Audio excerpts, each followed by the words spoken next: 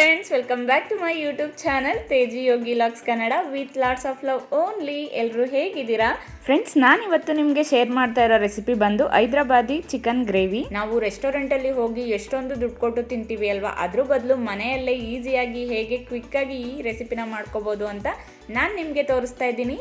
ಹಾಗಿದ್ರೆ ಬನ್ನಿ, ಈ ರೆಸಿಪಿಗೆ ಏನೇನು ಇಂಗ್ರೀಡಿಯೆಂಟ್ಸ್ ಬೇಕು ಹಾಗೂ ಇದನ್ನು ಹೇಗೆ ಮಾಡ್ಕೊಳ್ಳೋದು ಅಂತ ನೋಡ್ಕೊಂಡು ಬರೋಣ. ನಾನಿಲ್ಲಿ ಒಂದು ಇಡೀ ಕೊತ್ತಂಬರಿ ಸೊಪ್ಪು, ಒಂದು ಈರುಳ್ಳಿನ ಕಟ್ ಮಾಡಿ ಇಟ್ಕೊಂಡಿದ್ದೀನಿ. ಹಾಗೆ ಸ್ವಲ್ಪ ಕರಿಬೇವು ಸೊಪ್ಪು, 1 ಟೇಬಲ್ ಸ್ಪೂನ್ ಕಸೂರಿ ಮೇಥಿ, ಹಾಗೆ ನಾನಿಲ್ಲಿ ₹2 ಚಕ್ಕೆ, 4ರಿಂದ 5 ಲವಂಗ, 2ರಿಂದ 3 ಏಲಕ್ಕಿ, ಹಾಗೆ 2 ಪಲಾವ್ ಎಲೆನ ಇಲ್ಲಿ ಕಟ್ ಮಾಡಿ ಇಟ್ಕೊಂಡಿದ್ದೀನಿ. ಹಾಗೆ ನಾನಿಲ್ಲಿ 4 ಹಸಿಮೆಣಸಿಕಾಯಿನ ಕಟ್ ಮಾಡ್ಕೊಂಡಿದ್ದೀನಿ. ಹಾಗೆ ನಾನಿಲ್ಲಿ ರುಚಿಗೆ ತಕ್ಕಷ್ಟು ಉಪ್ಪನ್ನ ತೊಗೊಂಡಿದ್ದೀನಿ. 1 table spoon garam masala, 3 table spoon ಧನಿಯಾ ಪೌಡರ್, 4 ಟೇಬಲ್ ಸ್ಪೂನ್ ಅಚ್ಚ ಖಾರದ ಪುಡಿ, 1 ಕಪ್ ಮೊಸರು, ಅರ್ಧ ಟೇಬಲ್ ಸ್ಪೂನ್ ಅರಿಶಿಣ ಪುಡಿ, ಹಾಗೆ 4ರಿಂದ 5 ಟೇಬಲ್ ಸ್ಪೂನ್ ಎಣ್ಣೆ, ಅರ್ಧ ಕೆಜಿ ಚಿಕನ್, ಹಾಗೆ 2 ದೊಡ್ಡ ಸೈಜ್ ಈರುಳ್ಳಿನ ಕಟ್ ಮಾಡಿ ಇಟ್ಕೊಂಡಿದ್ದೀನಿ. ಈ ಈರುಳ್ಳಿ ರುಬ್ಕೊಳ್ಳೋದಕ್ಕೆ ನಾನು ಮುಂಚೆ ತೋರಿಸಿದ್ದು ಒಗ್ಗರಣೆಗೆ. ಹಾಗೆ ನಾನಿಲ್ಲಿ 3 ಮೀಡಿಯಂ ಸೈಜ್ ಟೊಮೊಟೊ ಪ್ಯೂರಿ ಅಂದರೆ ಟೊಮೊಟೊನ ರುಬ್ಕೊಂಡು ಇಟ್ಕೊಂಡಿದ್ದೀನಿ.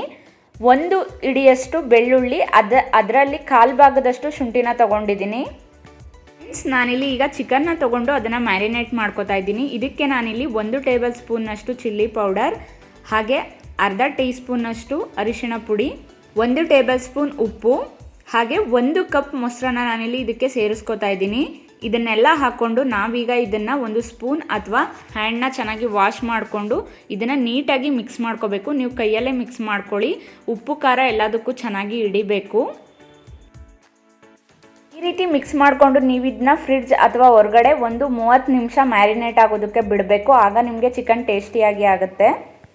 ಫ್ರೆಂಡ್ಸ್, ಬನ್ನಿ ಅಲ್ಲಿ ಚಿಕನ್ ಮ್ಯಾರಿನೇಟ್ ಆಗ್ತಾ ಇರಲಿ, ನಾವಿಲ್ಲಿ ಗ್ರೇವಿಗೆ ಬೇಕಾಗಿರೋ ಮಸಾಲೆನ ರುಬ್ಕೊಳ್ಳೋದಕ್ಕೆ ಫ್ರೈ ಮಾಡ್ಕೊಳ್ಳೋಣ. ಫ್ರೆಂಡ್ಸ್, ನಾನಿಲ್ಲಿ ಗ್ಯಾಸ್ ಸ್ಟವ್ನ ಆನ್ ಮಾಡಿಕೊಂಡು ಪ್ಯಾನ್ನ ಬಿಸಿ ಮಾಡ್ಕೋತಾ ಇದ್ದೀನಿ.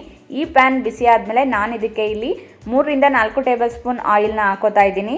ಫ್ರೆಂಡ್ಸ್, ಈ ಆಯಿಲ್ ಬಿಸಿ ಆದಮೇಲೆ ನಾನು ಇದಕ್ಕೆ ಇಲ್ಲಿ ಪಲಾವ್ ಎಲೆ, ಏಲಕ್ಕಿ, ಚಕ್ಕೆ, ಲವಂಗ ಇದನ್ನೆಲ್ಲ ನಾನಿಲ್ಲಿ ಇದಕ್ಕೆ ಸೇರಿಸ್ಕೊಂಡು 5ರಿಂದ 6 ನಿಮಿಷ ಫ್ರೈ ಮಾಡಿಕೊಂಡು ಇದಕ್ಕೆ ಇಲ್ಲಿ ಈರುಳ್ಳಿನ ಸೇರಿಸ್ಕೋತಾ ಇದ್ದೀನಿ. ಈರುಳ್ಳಿನ ನಾವು ಸ್ವಲ್ಪ ಫ್ರೈ ಮಾಡಿಕೊಂಡು ನಾವಿದಕ್ಕೆ ಈಗ ಬೆಳ್ಳುಳ್ಳಿ ಶುಂಠಿನ ಹಾಕೋಬೇಕು. ಫ್ರೆಂಡ್ಸ್, ಈ ಟೈಮಲ್ಲಿ ನಾವು ಚೆನ್ನಾಗಿ ಫ್ರೈ ಮಾಡ್ಕೋಬೇಕು. ಸುಮಾರು 2ರಿಂದ 3 ನಿಮಿಷ ಹಿಡಿಬೋದು ನಿಮಗೆ. ಚೆನ್ನಾಗಿ ಫ್ರೈ ಮಾಡ್ಕೊಳ್ಳಿ. ನೋಡಿ, ಈ ರೀತಿ ಫ್ರೈ ಆಗಿದೆ. ಸುಮಾರು ನಿಮಗೆ 2ರಿಂದ 3 ನಿಮಿಷ ಹಿಡಿಯುತ್ತೆ. ನಾನೀಗ ಇಲ್ಲಿ ಗ್ಯಾಸ್ ಸ್ಟವ್ನ ಆಫ್ ಮಾಡಿಕೊಂಡು ಇದನ್ನು ತಣ್ಣಗಾಗೋದಕ್ಕೆ ಬಿಡ್ತೀನಿ. 10 ನಿಮಿಷ ಆಗಿದೆ. ಹುರ್ಕೊಂಡಿರೋ ಮಸಾಲೆ ಎಲ್ಲ ತಣ್ಣಗಾಗಿದೆ. ನಾವೀಗ ಇದನ್ನು ಒಂದು ಮಿಕ್ಸಿ ಜಾರ್ಗೆ ಹಾಕ್ಕೊಂಡು ಇದಕ್ಕೆ ಬೇಕಾದಷ್ಟು ನೀರನ್ನ ಹಾಕ್ಕೊಂಡು ನುಣ್ಣಗೆ ಅಂದರೆ ನೈಸಾಗಿ ಇದನ್ನು ರುಬ್ಕೋಬೇಕಾಗುತ್ತೆ. ನೋಡಿ, ನಾನಿಲ್ಲಿ ಈ ರೀತಿ ಮಸಾಲೆನ ರುಬ್ಕೊಂಡಿದ್ದೀನಿ. ನೀವು ತುಂಬ ನುಣ್ಣಗೆ ಮಸಾಲೆನ ರುಬ್ಕೋಬೇಕು. ಫ್ರೆಂಡ್ಸ್, ಬನ್ನಿ ನಾವೀಗ ಹೈದ್ರಾಬಾದಿ ಚಿಕನ್ ಗ್ರೇವಿನ ಹೇಗೆ ಮಾಡ್ಕೊಳ್ಳೋದು ಅಂತ ನೋಡ್ಕೊಂಡು ಬರೋಣ. ನಾನಿಲ್ಲಿ ಆಗಲೇ ಮಸಾಲೆ ಫ್ರೈ ಮಾಡ್ಕೊಂಡಿರೋ ಪ್ಯಾನ್ನ ಇಲ್ಲಿ ಯೂಸ್ ಮಾಡ್ತಾ ಇದ್ದೀನಿ. ನಾನಿಲ್ಲಿ ಗ್ಯಾಸ್ ಸ್ಟವ್ನ ಆನ್ ಮಾಡಿಕೊಂಡು ಈ ಪ್ಯಾನ್ನ ಬಿಸಿ ಮಾಡಿಕೊಂಡು ನಾನು ಇದಕ್ಕೆ 4ರಿಂದ 5 ಟೇಬಲ್ ಸ್ಪೂನ್ ಎಣ್ಣೆನ ಹಾಕೋತಾ ಇದ್ದೀನಿ. ಈ ಎಣ್ಣೆ ಬಿಸಿ ಆದಮೇಲೆ ನಾನು ಇದಕ್ಕೆ ಇಲ್ಲಿ 1 ಈರುಳ್ಳಿನ ಕಟ್ ಮಾಡಿ ಹಾಕೋತಾ ಇದ್ದೀನಿ. ಈ ಈರುಳ್ಳಿನ ನೀವು ಬ್ರೌನ್ ಕಲರ್ವರೆಗೂ ಬರೋವರೆಗೂ ಚೆನ್ನಾಗಿ ಫ್ರೈ ಮಾಡ್ಕೋಬೇಕು. ಫ್ರೆಂಡ್ಸ್, ನೋಡಿ ಫ್ರೆಂಡ್ಸ್, ಈ ರೀತಿ ಈರುಳ್ಳಿ ಫ್ರೈ ಆದಮೇಲೆ ನೀವು ಇದಕ್ಕೆ ರುಬ್ಕೊಂಡಿರೋ ಅಂತಹ ಮಸಾಲಾನ ಸೇರಿಸ್ಕೊಳ್ಳಿ. ಈ ಮಸಾಲಾನ ನೀವು ಸುಮಾರು 2 ನಿಮಿಷದವರೆಗೂ ಫ್ರೈ ಮಾಡ್ಕೊಳ್ಳಿ. ನಾವು ಆಲ್ರೆಡಿ ಫ್ರೈ ಮಾಡಿದ್ದೀವಿ, ಫ್ರೈ ಮಾಡಿ ಇದನ್ನು ರುಬ್ಕೊಂಡಿದ್ದೀವಿ.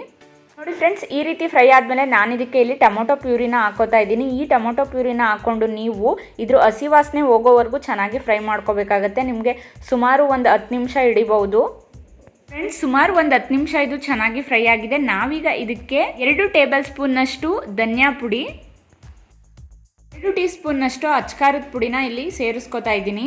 ನಾವೀಗ ಇದನ್ನು ಸುಮಾರು 5 ನಿಮಿಷಗಳ ಕಾಲ ಚೆನ್ನಾಗಿ ಫ್ರೈ ಮಾಡ್ಕೋಬೇಕು. ನೀವು ಬೇಕಿದ್ರೆ ಇಲ್ಲಿ ಲಿಡ್ನ ಕ್ಲೋಸ್ ಮಾಡಿಕೊಂಡು ಇದನ್ನು 5 ನಿಮಿಷ ಚೆನ್ನಾಗಿ ಬೇಯಿಸ್ಕೊಳ್ಳಿ.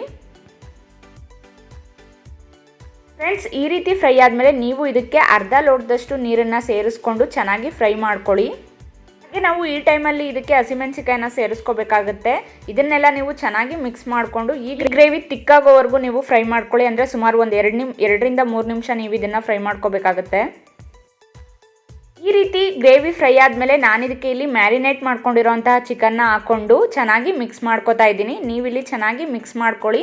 ಫ್ರೆಂಡ್ಸ್, ಈ ರೀತಿ ಚೆನ್ನಾಗಿ ಮಿಕ್ಸ್ ಮಾಡಿಕೊಂಡು ಈ ಟೈಮಲ್ಲಿ ಇದಕ್ಕೆ ಸ್ವಲ್ಪ ಉಪ್ಪನ್ನ ಸೇರಿಸ್ಕೊಳ್ಳೋಣ. ಒಂದು ಅರ್ಧ ಟೀ ಸ್ಪೂನ್ನಷ್ಟು ಉಪ್ಪನ್ನ ನಾನಿಲ್ಲಿ ಹಾಕ್ಕೊಂಡು ಇದನ್ನು ಮಿಕ್ಸ್ ಮಾಡ್ಕೋತಾ ಇದ್ದೀನಿ.